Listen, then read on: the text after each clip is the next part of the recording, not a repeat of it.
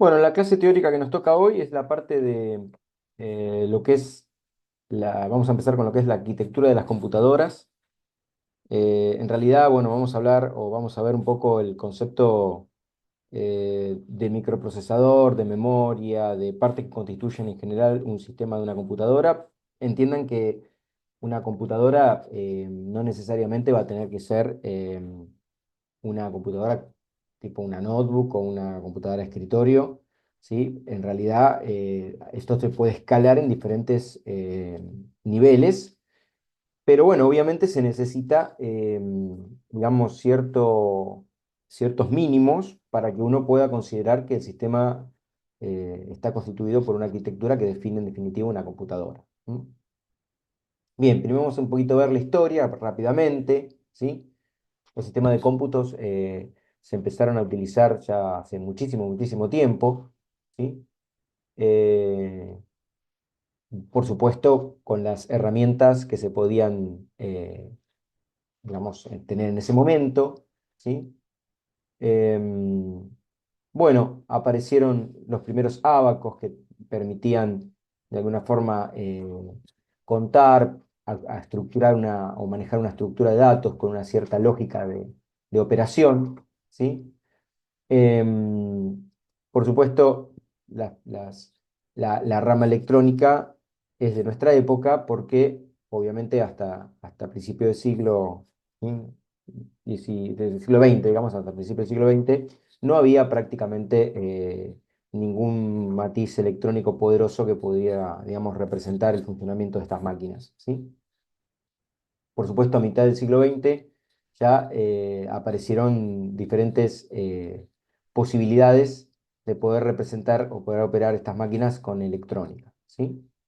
La primera generación la podemos observar a mitad de la década del 50, perdón, del siglo XX, perdón, a mitad justo de su vida, en el año 50, donde aparecen los primeros elementos electrónicos muy, muy primitivos a la actualidad, constituidos por válvulas electrónicas. Las válvulas electrónicas eran una especie de ampollas de vidrio que trabajaban al vacío porque en realidad se producía el efecto electrónico debido a que un filamento parecía una vieja lamparita incandescente, muy parecida a ese fenómeno, ¿sí? A ese efecto producía calor o sea, se le hacía pasar corriente eléctrica a ese filamento.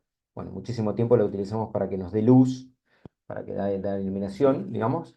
Y con eso se dieron cuenta que había alrededor de ese efecto, había como una especie de nube de electrones. Esas nubes de electrones son las que dieron origen a la electrónica actual, o sea, la electrónica convencional actual que vemos cotidianamente en los sistemas. Y empezaron ahí, en esa época. Si bien hoy no tiene ningún sentido operar con estos dispositivos, hay en un solo lugar donde estos dispositivos todavía están funcionales, que es en la generación de gran potencia, ¿sí?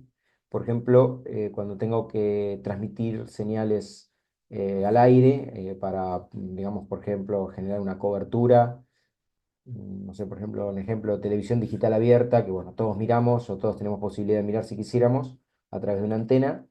Bueno, los transmisores de transmisión de televisión digital abierta, por más que sean digitales, electrónicos de última generación, están compuestos por válvulas, o sea, porque justamente necesitan transmitir muchísima potencia. Obvio, para electrónica de estado, digamos, digital y de una computadora es totalmente ridículo, no tiene un sentido alguno, ¿no? Porque generaban grandes consumos, grandes volúmenes de integración.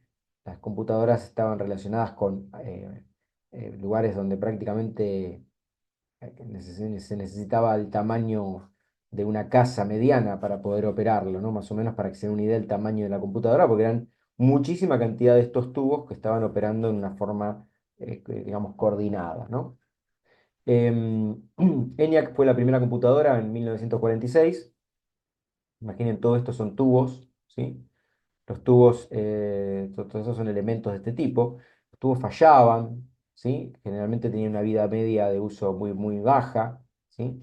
O sea que estaban compuestos por una cantidad exorbitante de válvulas, unos consumos impresionantes, y cada 10 minutos había una tasa de falla, ¿no? De hecho, sigue que era muy, muy limitada la situación, ¿no? En ese momento, los programas y los datos se almacenaban en un soporte mecánico a través de un papel donde se le hacían perforaciones. Las ubicaciones coherentes de estas perforaciones generaban los datos y los resultados y además también eh, los programas, estaban almacenados acá los programas, ¿sí? Bueno, después ya en la década del 50 aparece en la electrónica aparece el estado sólido, o sea, la electrónica que nos conocemos en la actualidad, más primitiva, pero que la que conocemos en la actualidad, y ya las computadoras empezaron a ser ya del tamaño de los roperos aproximadamente, ¿no?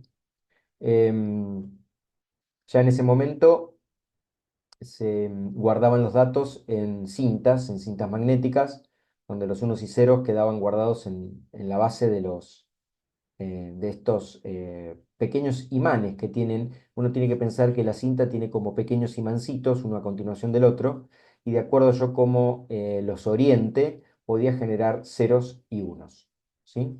Y de esa forma, secuencialmente, podía yo guardar un programa o unos datos en este lugar. ¿Sí? Después ya aparecieron ya las generaciones de la mitad del 60, aparecieron los dispositivos de estado sólido mucho más comprimidos, mucho más pequeños, de mejor prestación, digamos, de potencia. Y ahí empezaron a aparecer computadoras un poco más poderosas, pero si las comentamos con el día de hoy son la prehistoria, como hablar de los dinosaurios, ¿no? Más o menos. ¿Sí? Igual esta época inclusive se habla de los dinosaurios, ¿sí? Y ni siquiera las anteriores, ¿sí? Pero bueno, bajó muchísimo el consumo, ¿sí? Mejoró la vida útil, porque la válvula tenía muy poca vida útil, ¿sí? Y acá las memorias también empezaron a utilizarse en núcleos de ferrite. Los núcleos de ferrite son como también materiales que se pueden imantar. Entonces, de acuerdo a cómo yo imantaba ese núcleo, si lo ponía, digamos, el norte del imán lo orientaba hacia un lado o hacia el otro, generaban los unos y ceros, ¿sí? Acá nace en el año 60 algunos lenguajes de programación, ya empezaron a ver la necesidad de que estos sistemas necesitaran un programa que es una cadena de secuencias de órdenes ordenadas, una secuencia de órdenes y de actividades ordenadas, ¿sí? Secuenciales y con cierta lógica de control y de decisión y de iteración, ¿sí? Que empezaron a aparecer, ¿sí? Los que se llamaban en ese momento lenguajes de alto nivel, el Fortran, el Algol, el COBOL, son, ¿sí? Diferentes lenguajes hoy casi extintos, ¿no? No obstante, por más que están casi extintos, eh, digamos, muchas de las bases se siguieron utilizando para el lenguaje de programación actual, o sea, el hecho de fabricar un código y un programa, en realidad no es, si bien hoy lo moderno tiene muchas herramientas, recién Nico estuvo haciendo con sus líneas de código montones de cosas, en definitiva termina siendo algo parecido a lo que hacían estos programas en forma más primitiva. Si lo agrando el programa y lo potencio, llego al resultado final, ¿no? Que es el de ahora. ¿Sí? Noten inclusive los primeros discos duros fueron de 5 megabytes, ¿no? Hoy es una cosa irrisoria, hoy no cabería no sé si en 5 megabytes cabe una foto hoy en día, ¿no? O sea, estamos medio ahí al límite, tal vez por ahí comprimida, pero ni siquiera, ¿sí? Después apareció ya en la década del 60, ¿sí? Computadoras mucho más versátiles y más poderosas, ¿sí? Bueno, marcas que marcaron o que empezaron a marcar su territorio, ¿no? IBM, NCR, Philco, bueno, estas dos, IBM y NCR, todavía en la actualidad siguen funcionando y siguen compitiendo, ¿no? Y cada una de estas máquinas tenía ya orientaciones, eh, si bien justamente un sistema de cómputo o una computadora tenía el objetivo digamos, ser versátil frente a la actividad que va a resolver, ¿sí? Hoy para nosotros es completamente natural que uno tome una computadora, sea de escritorio, sea una notebook, y le cargue un programa, le cargue otro. En el mismo teléfono podemos cargar diferentes aplicaciones y uno puede hacer una cosa diametralmente opuesta a la otra. O sea, hoy tenemos, digamos, aplicaciones y programas para diversos, digamos, objetivos y muy diferentes entre sí. En cambio, en esta época, si bien había ciertos programas y ciertas diferencias entre los programas, había ciertas tendencias a que la máquina iba a resolver, digamos, una problemática un poco más orientada de la de ahora, ¿no? Obviamente. Siempre el objetivo era procesar información, procesar datos para alguna actividad de cómputo grande, donde vamos a hacerlo a nivel persona lleva mucho tiempo, hay más probabilidad de error y es muy agotador. ¿Mm? No obstante, estas máquinas no estaban disponibles para el uso cotidiano, o sea, esto era a nivel empresarial o a nivel gubernamental. O sea, estas máquinas no eran frecuentes tenerlas en nuestro domicilio, ¿sí?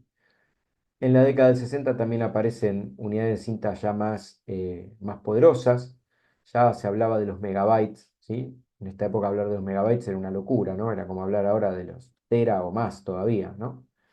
En el 70 aparece una revolución muy importante, que es la posibilidad de integrar transistores en un dispositivo único, ¿sí? O sea, hasta esta época los sistemas eran discretos, o sea, discreto significa que los elementos que llevaban los unos y ceros eran todos elementos individuales y conectados entre sí, ¿sí? Mientras que en el 70 nace, mediados del 60 en realidad, nace lo que se llamó, digamos, los circuitos integrados.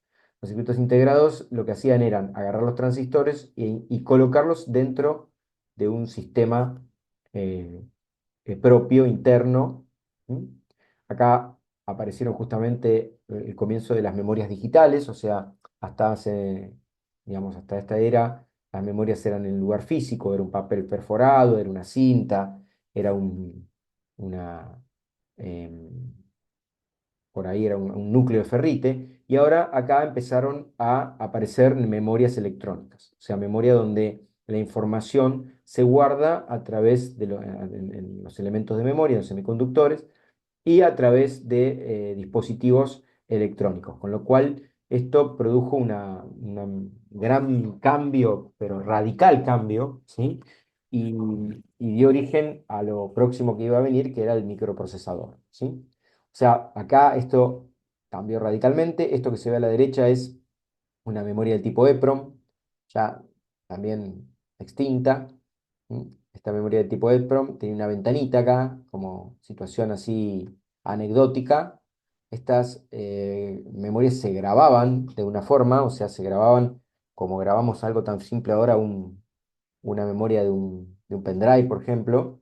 Uno dice, bueno, lo voy a dejar guardado en la memoria del pendrive. Bueno, antes, digamos, no era tan simple. Había un grabador de EPROM específicamente diseñado para tal fin. Había todo un procedimiento que llevaba un tiempo bárbaro. Se grababa la información quedaba, pues esta ventanita se tapaba a la luz.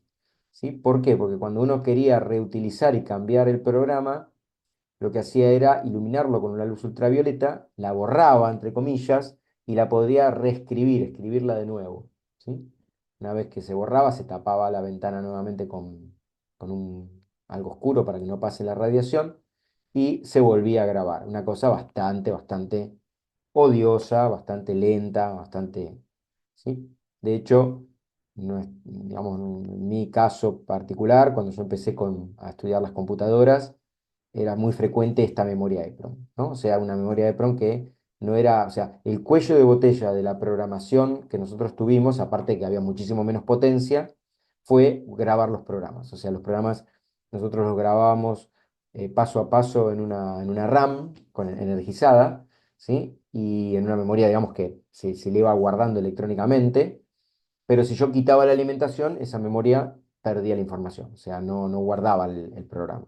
Entonces ahí venía un inconveniente electrónico, ¿no? Hoy es muy fácil hacerlo con un pendrive, ¿sí? Lo que se llama memoria flash, ¿no? O sea, de hecho, esto pasa en cualquier Arduino, ¿no? En cualquier Arduino hay un sector dentro del Arduino que tiene una memoria flash y uno puede guardar el programa y el programa queda, guardar el programa, datos, lo que quiera guardar, y el programa queda, salvo que yo ordene reescribirla, ¿no? Obviamente, o borrarla. Acá ya empieza también el concepto de lo que era un sistema operativo, ¿sí? O sea, los sistemas anteriormente debían, digamos, tener herramientas para poder hacer la interacción entre la persona, el operador y la máquina, ¿sí? Entonces eso se llamaba sistema operativo. Inicialmente el sistema operativo era muy directo, muy personalizado en cada máquina, individualmente, no compartían, no se compartían los sistemas operativos, o sea, la máquina tenía una forma de operarla que era propia, única, y inclusive en la misma marca era única, probablemente otra máquina tendría otro tipo de sistema, ¿sí? Y ahora ya empezaba la idea de entender o digamos, de abanicar la idea de decir, bueno, vamos a ya meter un sistema operativo que sea un poco más general, ¿sí?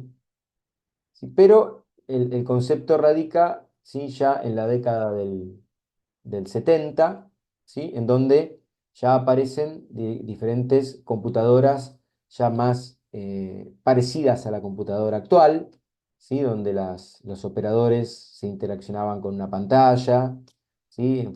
Casi siempre inicialmente, hasta esta época, en formato texto, ¿no? O sea, en formato no existía el formato gráfico, ¿no? O sea, la interfaz era completamente, ¿sí? Por línea de comando. O sea, hoy todavía tenemos interfaces por línea de comando. Bueno, muchas de las cosas las podemos hacer, casi todo, en realidad todo lo se podría hacer por línea de comando, ¿sí? Pero es muy odioso porque uno tiene que teclear, tiene que acordarse de la sintaxis, tiene que, bueno, muy estricta la puntuación, ¿no? Y todo eso, ¿no? Pero ya estas máquinas tenían, digamos, ya tendencia a lo que sería un microprocesador, ¿sí? Periféricos, como por ejemplo pantallas, impresoras, ¿sí? Teclados, ¿sí? Y ya había un sistema operativo que las manejaba, las operaba, ¿no? Al margen de lo que uno quiere realizar, ¿no? ¿Sí? Uno, digamos, el sistema operativo muchas veces lo desatiende porque piensa que digamos, ahí está y siempre funciona, pero en realidad, bueno, el sistema operativo es el que me permite gestionar, digamos, todo lo que yo quiero hacer con las aplicaciones, con los programas de aplicación, que son los que realmente uno necesita, ¿no? O sea, hay un programa corriendo a la superior a esto, que es el operativo. Em, bueno, ya la cuarta generación, que se extiende hasta los años 90, ¿sí? Eh, produce ya un gran salto debido a que hubo una especie de corrida así violenta entre lo que fue el volumen de integración y la velocidad. O sea, los dos elementos más complicados para una computadora, para un sistema de cómputo, era, digamos, la velocidad en que procesaba la información y la capacidad.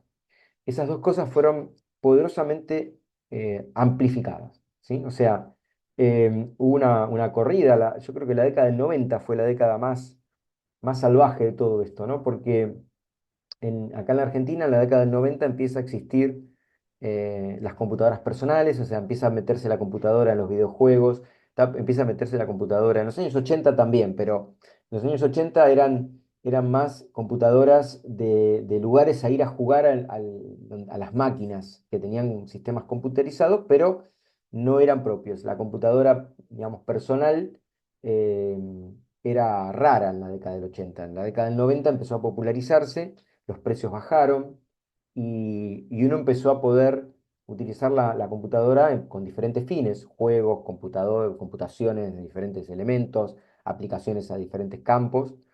eh, y, y en la década del 90 fue feroz, ¿sí? Fue feroz. Yo recuerdo que mi primera máquina fue una 486, no, perdón, una 286 por la década del 90 y ya eran carísimas. Cuando uno la compraba ya estaban viejas porque había una vertiginosidad de cambio impresionante, entonces los programas o corrían o corrían lentos, aparecían nuevos programas que corrían en las máquinas más evolucionadas y en las máquinas que uno tenía dejaba de correr, no tenía capacidad de memoria, o sea, teníamos limitaciones en la memoria, ¿sí? Para que se den una idea, esa 286 que tuve tenía 4 megas de RAM y 40 megas de disco rígido. Y era lo común en ese momento, era una máquina relativamente aceptada, digamos, ¿no? Pero las velocidades de crecimiento eran atroces, ¿sí? En 6 meses la máquina quedaba completamente obsoleta o menos, y, y las máquinas eran muy costosas, muy, muy costosas, ¿sí? De hecho, acá, bueno, acá diseñan también, digamos, Apple diseña su computadora también, ¿m? Con un granito ahí para digamos, quién se quedaba con el mercado y cuál era el matiz de ese mercado, ¿sí? Siempre hay que pensar que, bueno, en el 81 acá en Argentina no era el 81 en el lugar de otras tecnologías, ¿no? Ahora las tecnologías mundiales están bastante, digamos, equilibradas, ¿no? Depende mucho más del poder adquisitivo que de la tecnología en sí. Pero en los años 80, 90, era muy frecuente que los países tercermundistas tenían, digamos, menos acceso a la tecnología. La tecnología estaba en países de punta como Japón, Estados Unidos, eh, algunos de Europa también. Entonces digamos, había, digamos, una gran diferencia, ¿no? La tecnología era em, tenía diferentes niveles en función a donde uno vivía. Hoy prácticamente uno puede, digamos, comprar una máquina de última generación en cualquier lado, si bien puede haber, pero el problema más real es un problema económico más que de lugar, digamos, ¿no? Bien. Obviamente toda esta masificación implica que el software tiene que empezar a evolucionar, de hecho empezaron a evolucionar, los sistemas operativos se empezaron a orientar a la simplicidad, ¿sí? Porque digamos, antiguamente era todo por línea de comando, era muy odioso, nos olvidábamos de lo que había que escribir, es más, era uno se acordaba de lo habitual, pero en general era muy poco lo que uno podía hacer, era muy lento el proceso, ¿sí? Entonces, digamos, esto empezó a escalar y a partir de la línea 286, 386, 486, yo diría entre la 386 y la 486, que fueron procesadores que siguieron al que yo le decía que había comprado, ya empezó a haber una apariencia, un objetivo de producir lo que serían los lenguajes de programación orientados a forma gráfica, ¿sí? Em, entonces ahí cambió radicalmente la situación porque, bueno, apareció el Windows, el primero, el primero que tuvo creo que fue un Windows 3.11, por la década ya del 90, y, y ese Windows ya estaba orientado a entorno gráfico. Eso cambió radicalmente la situación porque uno empezó a vincularse con objetos en una pantalla, que los cliqueaba, ¿sí? Que se abrían. Hoy parecería algo tonto, pero en ese momento era como fantástico, ¿no? Era una cosa representativamente cambio, ¿no? Porque, a ver, el objetivo era facilitar, ¿sí? O sea, ¿cuál es el objetivo? Y ahí hay un papel importante en ustedes, ¿no? Ustedes van a hacer productos seguramente, o van a trabajar con productos, o van a producir productos que tienen aplicaciones hacia las personas. Para que sea exitoso el producto va a tener que ser usado por personas en general, ya sean profesionales o no, no importa. Entonces, ¿qué pasaba? Pasa que cuanto más amigable es el software, eh, más exitoso es, ¿sí? Entonces, digamos, la idea hoy es que las cosas se faciliten. Se empezó a hacer una cultura de un nuevo lenguaje, ¿no?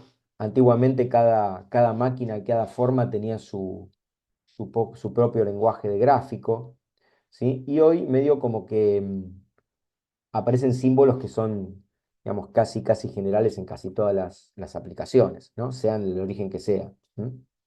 En ese momento ya las máquinas habían reducido su tamaño, contaban con mucho menos potencia. Estas máquinas ya empezaron a ser completamente funcionales a nivel doméstico, o sea, era muy frecuente que en las casas tuviéramos computadora. eh, y el soporte era a través de discos flexibles, disquetes o discos flexibles. No tenían gran capacidad, algunos de estos llegaban a 1.4 mega, una cosa así. ¿sí? Pero bueno, ya igual era, digamos, bastante más accesible. Los discos empezaron a ser de 80 megas, de 100 megas. mm, Bueno, iban mejorando y apuntando a lo que fue la PC XT, ¿no? Bueno, ahí es donde aparece la grieta, ¿no? Dos grandes grupos, ¿sí? La gente que está con la manzanita y la gente que orientó a la compatibilidad de la máquina XT, ¿no? A través de procesadores Intel y sistema operativo Windows, ¿sí? Bueno, hoy todavía continúa esa grieta, ¿no? O sea, hoy se le agregan por ahí sistemas operativos como Linux, ¿sí? Em, que también está compitiendo, ¿no? Obviamente, hay fanáticos de Linux, obviamente, ¿sí? Pero bueno, en definitiva, acá aparece, digamos, un poco la evolución. Esto después termina en lo que es una computadora actual, ¿no? Donde, bueno, prácticamente ya no existen más las unidades de disco, ya los discos pasaron a ser primero al principio discos duros, eran mecánicos, hoy ya son todos SSD, todos electrónicos.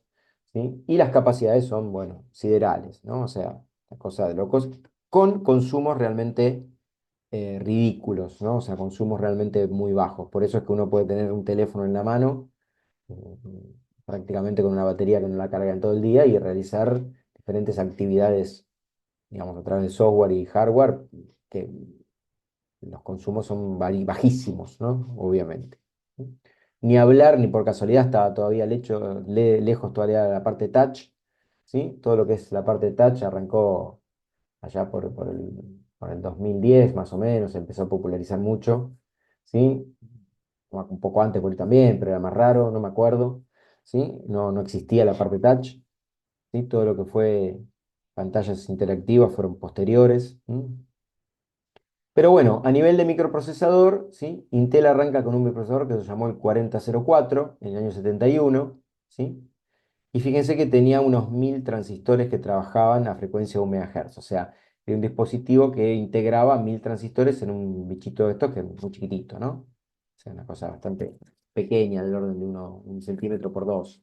A ver, 1 centímetro por 2 en el sentido, digamos, físico, mecánico. En realidad esto es mucho más chiquito, ¿no? O sea, toda la electrónica está acá adentro, es mucho más chiquitito. El resto todo un soporte y los pines de conexión, ¿no? Em, Después ya en las generaciones que siguieron, ¿sí?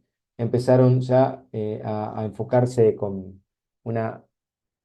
Cambió radicalmente el tema de la integración, ¿no? O sea, empezaron a meter más cantidad de transistores y más pequeños todavía, ¿no? Y más, con menos consumo todavía. Entonces, en la idea de la miniaturización versus la disminución o vamos, de alguna forma, la poco consumo que tenían, empezaron a procesar y almacenar, a proceder la posibilidad de cada vez tener sistemas mucho más potentes, ¿sí? Empezaron a hacer los procesamientos segmentados y paralelizados, o sea, empezaron a ver que una sola línea de trabajo era muy ineficiente, entonces empezaron a meter ya en la década del 90 trabajos en paralelo, donde el microprocesador está realizando varias actividades al mismo tiempo, cosa que antes por ahí no aparecía. Fíjense dónde aparece la inteligencia artificial, en los 90 ya aparecía la inteligencia artificial, obviamente muy limitada, ¿sí? Aparecieron procesadores tipo Pentium. Todavía se escucha por ahí algunos que lo hablan, memorias de gran tamaño, de gran capacidad, ¿sí? Bueno, notebook, smartphone, o sea, aparecen todo esto. En el 90 acá todavía éramos primitivos, pero eh, ya en el 2000 apareció la computadora como es en la actualidad, digamos, ¿no? Bueno, por ejemplo, un Pentium 4, fíjense, en el año 2000, ¿sí? Ya manejaba, fíjense, ¿no? El micro este, si uno lo pone, debe tener aproximadamente, no sé, 4 o 5 centímetros por 5 centímetros, no sé si por un poquito menos, ¿no? Y fíjense, ya integra 42 millones de transistores. Y esto es obsoleto, ¿eh? Completamente obsoleto, ¿sí? Según Pentium 4 estamos hablando como, en vez de estar en los dinosaurios, estaríamos como en la prehistoria, una cosa así, ¿sí? Para que se den una idea, ¿sí? Y ya o manejaba frecuencias de operación ¿sí? De 1,4 GB, lo cual era una barbaridad también de veloz, ¿no? Consumía muy poco, pero en proporción ahora consumen menos aún todavía, ¿no? Y bueno, acá ya vamos a un Core i7, algo vigente, inclusive a imágenes mejores generaciones seguramente. Ya creo que estamos en la generación 14 o, o más inclusive, ¿sí? Y ya, fíjense, integra, ¿sí? 1.170 millones de transistores. Este es un modelo viejo, ¿sí?